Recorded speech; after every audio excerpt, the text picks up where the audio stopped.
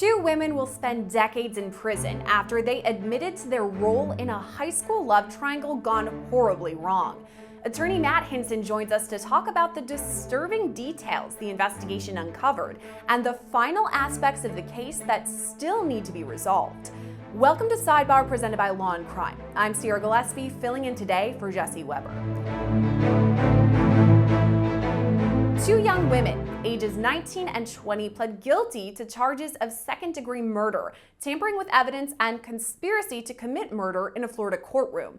And investigators say it all connects back to their co-defendant, Andrew Clements, and a jealous feud. The story takes us back to October 2021, when 18-year-old Dwight Grant, who went by the nickname DJ, disappeared. He was found dead 2 days later behind some bushes at an apartment complex.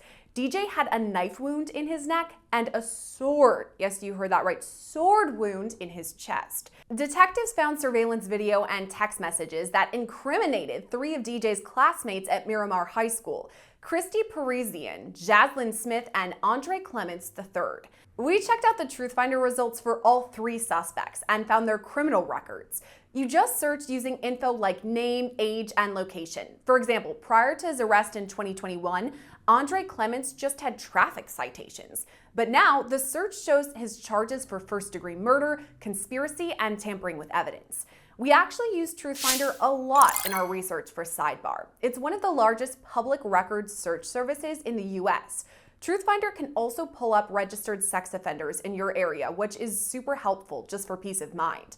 And with a paid subscription service, you get access to unlimited reports for almost anyone. Right now, you can get 50% off your first month of confidential background reports at truthfinder.com/LCSidebar. So back to the case. Parisien was reportedly dating Clements, and Smith was their friend. Clements apparently thought DJ was a romantic rival. Detectives found text messages Clements sent to Parisien a week before DJ disappeared, and they said things like, quote, "Murder will definitely happen soon. It'll be bloody and help me kill him." Smith reportedly told police that Clements said DJ had raped his ex, but when police spoke with the ex-girlfriend, she said she'd had a consensual sexual relationship with DJ. She'd also gotten some threatening text messages from Clements saying she needed to get used to DJ not being around anymore. Police also had surveillance video showing parts of the attack on DJ. Parisien allegedly lured DJ to an apartment complex with the promise of sex, leading him into a stairwell where Clements and Smith were allegedly waiting to strike. Smith told detectives that Clements used a knife and sword on DJ, and Clements and Smith were then allegedly seen carrying a lifeless body out of the stairwell and dropping it into the bushes. Police say the trio then tried to use cleaning products and fire to get rid of the evidence. When DJ didn't come home and then didn't show up for school the next day, his mom got worried and then got in touch with police. Officers just followed a trail of blood, and that led to DJ's body. A grand jury indicted Clements, Parisien, and Smith with first-degree murder, tampering with physical evidence, and conspiracy to commit first-degree murder. They'd all pleaded not guilty, but that changed just last week. Parisien and Smith, who are both adults now, entered guilty pleas and admitted to their parts in the brutal attack. Parisien led DJ to the stairwell, while Smith brought the knife and sword to the apartment complex. She also helped restrain DJ when he tried to get away. Both women have maintained that they didn't take Clements' threat seriously until it was too late. The judge sentenced both of them to 25 years in prison and then an additional 10 years of probation after that. According to South Florida news stations, both Smith and Parisien cried in court when DJ's mother spoke about her loss.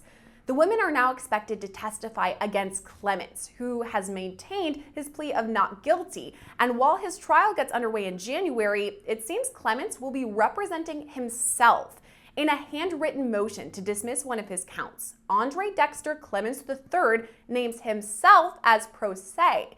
That 16-page motion laid out why Clements felt the court needed to throw out count 3, which is conspiracy to commit murder. His attorneys filed a motion for continuance over the summer, saying they would be prepared for trial by January, but they also reported that Clements would be representing himself in court, with his public defenders acting as standby counsel.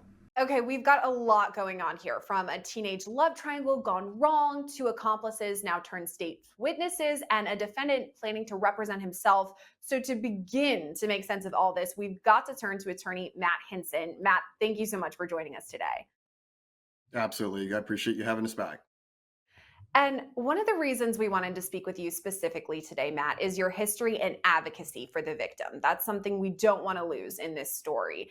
What are you feeling about that in DJ, who's the victim in this case, how he and his family are likely feeling? What do you make of all of that? From a feeling standpoint, I can't imagine what they're going through, both the family and the community.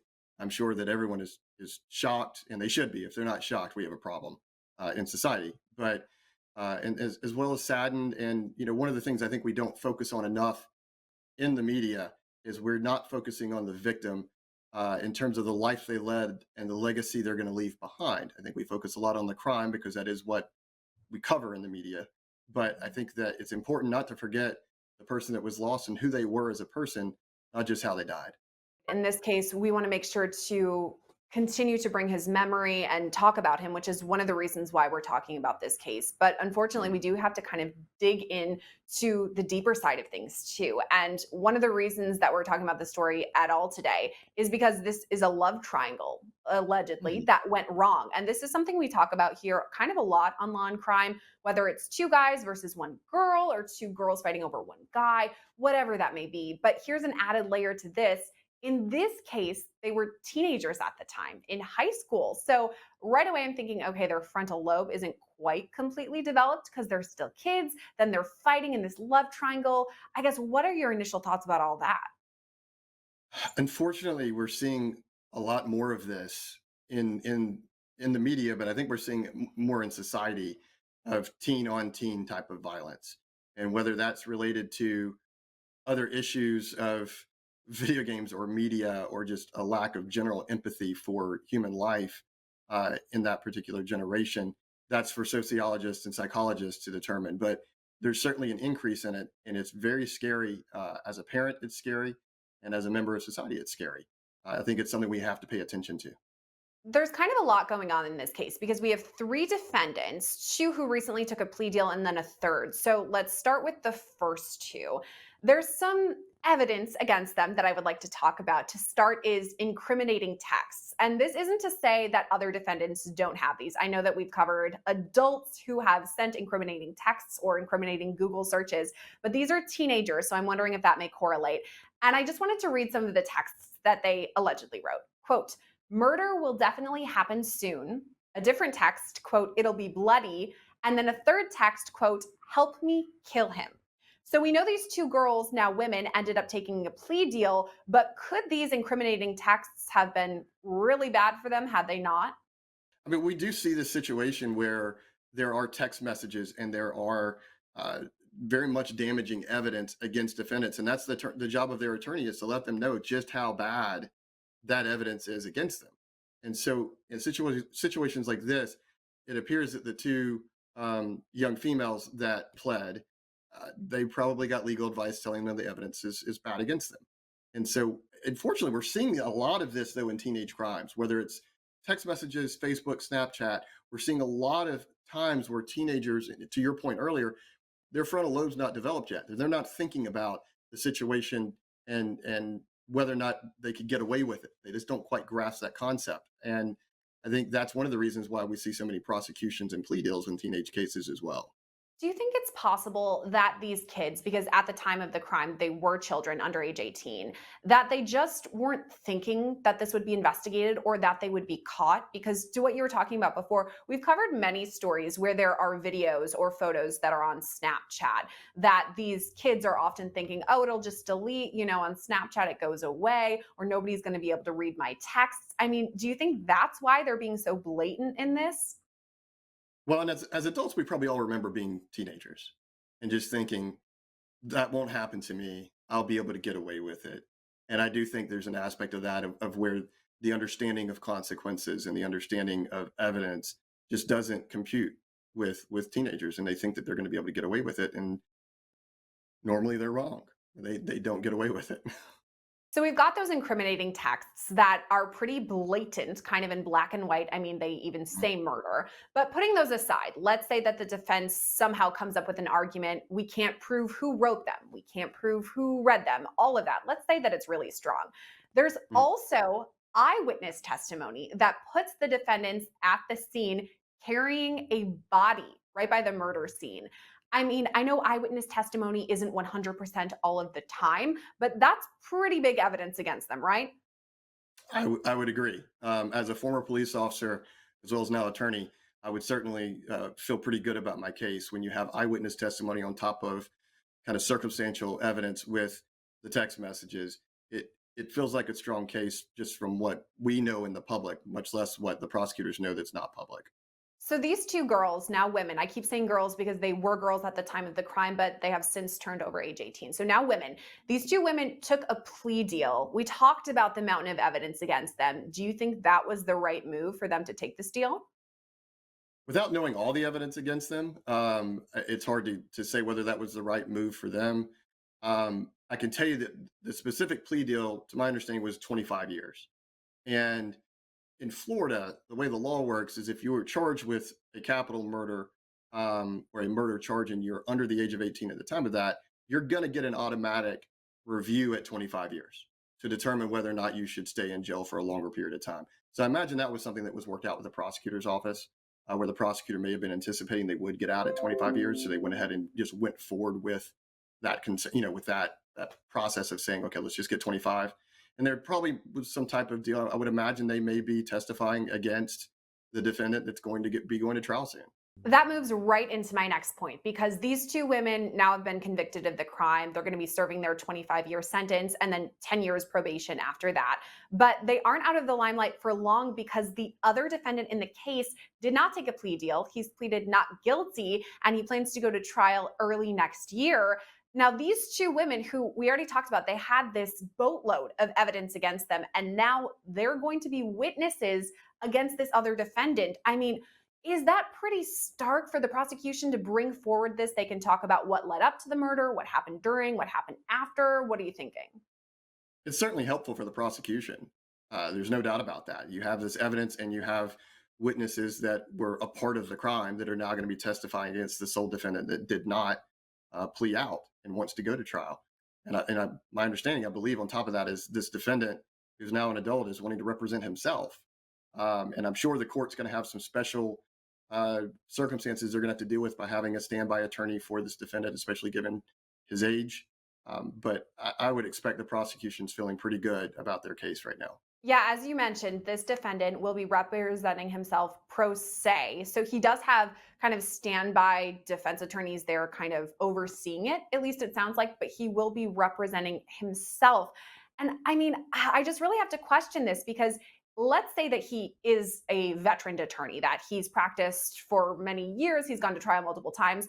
I mean, even all of that information, if your life is on the line here, you've got to have some sort of emotion involved.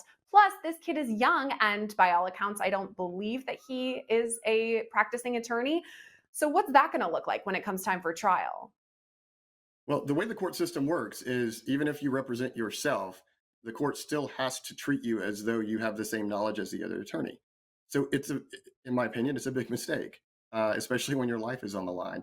Um, General rule: no attorney ever wants to represent themselves in a case that has heavy implications, especially such as this. So I certainly think it's a mistake. I think the judge is going to have to be very careful because of the nature of these charges and the automatic appeals that may come through that. Um, it's a tough situation for a young man who's probably making some bad decisions and has already made a lot of bad decisions, but making a decision to represent himself, I think, will probably make the prosecution's job even easier. I think another interesting aspect of this, too, is that we've already talked about the prosecution's two star witnesses, these other defendants who've been convicted in this murder. But now, this defendant representing himself, is it possible that he would then cross examine these two women he used to be friends with and allegedly committed the crime with? Yes, he has a right to confront his accusers. So it is possible that he would be cross-examining them. And we've seen this in other high-profile cases where a defendant would cross-examine even children. unfortunately. But that is a part of our adversarial system, and he has that right to face his accusers. You talked about appeals earlier, so I want to bring it back to that because obviously that's something with almost any case that we want to talk about. And I just had a question here, a thought. Is it Mhm. possible that, let's say he's convicted and then would go on to appeal, could he mention ineffective counsel when he was his own counsel? That's where it's very important for the judge to make sure the defendant understands, and I'm sure the judge has already done this multiple times, understands the ramifications of representing himself. I don't believe that ineffective assistance of counsel is going to be available if he fully does represent himself through this, um, simply because he is his own counsel and he's made that choice. If he does start to rely maybe on the standby counsel, there may be a slight argument there, but I would imagine other areas of appeal are probably something that would be looked at versus that. So we've talked about how this is likely an uphill battle for this defendant who will be representing himself. But we have seen already he's doing some work. He filed a motion. So he has a couple of charges against him right now. And he filed a motion to dismiss one of them, which is conspiracy to commit murder. What do you think about that? Do you think the judge might let that one slide and actually dismiss it? I would have to know a lot more about the case in terms of the extreme details to know what the judge was likely to do. There's different elements to every crime, and so when a defendant moves to dismiss a charge, they've got to show the judge that the prosecution doesn't have any evidence to prove it, and all of those elements, and some other factors that come into that. So the judge is certainly going to have to entertain it because that's the judge's job. If it was timely filed, the judge would have to entertain it. But the defendant has a heavy burden to be able to dismiss that, especially when the defendant is not a trained attorney. Any way you spin it, this is going to be one we'll definitely want to keep tabs on and see what happens down the line. But Matt, thank you so much for joining us today and kind of breaking down what we know so far. Absolutely. And I can tell you that my heart and the hearts, as your listeners know, I'm the president of the Tristan Bailey Foundation and have represented that family for some time. Their hearts go out to DJ's family and the entire community that's hurting down in Miramar. Thank you for reminding us the importance of this story and keeping DJ's memory alive. Absolutely. Thanks for having us. Clements' case is expected to go to trial in January, so more updates to come in the new year. We'll follow that on Sidebar, and the one and only Jesse Weber will bring you the latest. That's it for today, but make sure to subscribe. You can follow us on Spotify, Apple Podcasts, or anywhere you listen. I'm Gillespie, and this has been Sidebar, presented by Law&Crime.